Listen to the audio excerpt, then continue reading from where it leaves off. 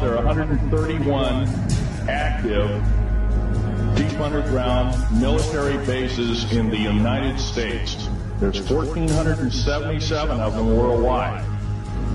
Each one has an average cost of $17 to $19 billion.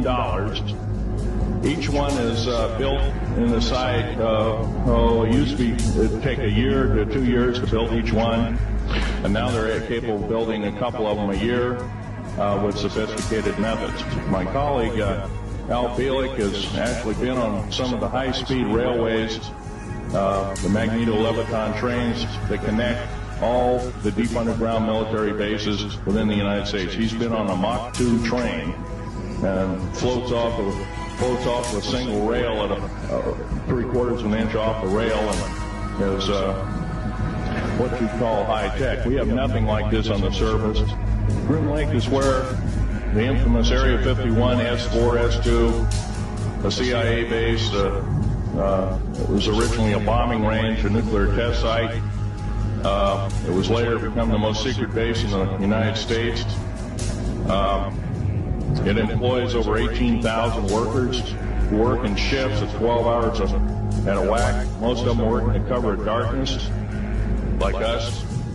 We built out 9 underground military bases there, each with an average capacity capable of basically a city underground, roughly 4¼ cubic miles hollowed out underground.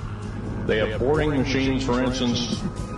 They don't bore, they literally vitrify and melt the rock, deflagrate the rock. It's a very sophisticated laser melting and deflagrating system.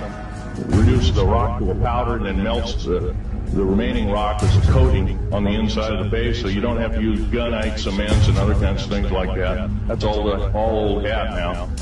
Technology is just basically the new technology we get is the old hat of the military. Anyway, after we drilled all 4 holes, it was about 2 days to drill all 4 of them.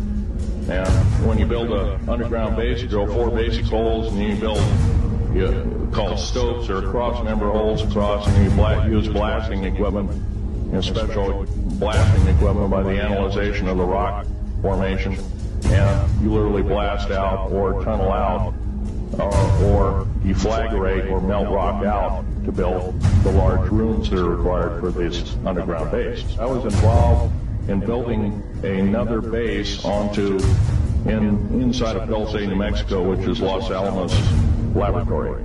It's a biological laboratory. On the southwest part of the Archuleta Mesa, we built an underground facility, a better part of 3 cubic miles hollowed out underground. Then to the southwest of that, we were in the process of the early stages of building. We drilled 4 large tunnel-like holes. Some of them ran 2.5 miles under the surface.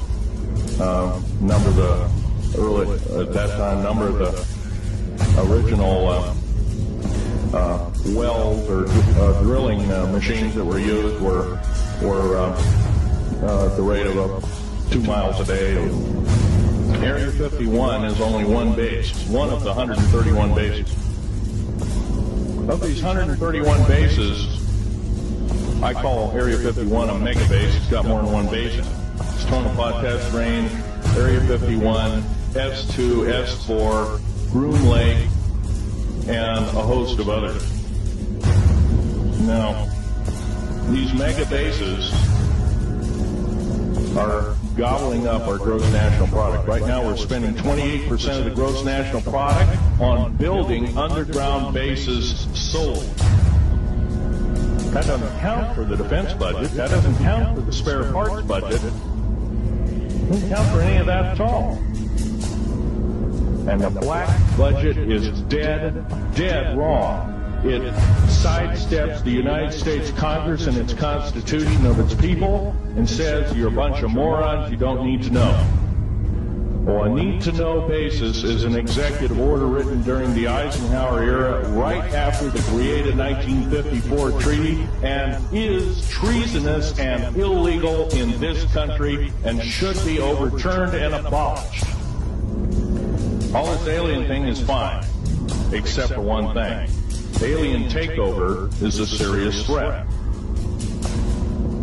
kept totally out of the public view, off the surface. I'm sure the underground bases, without question, are being used as a place to house alien takeover. Alien takeover means the implementation of a one-world government.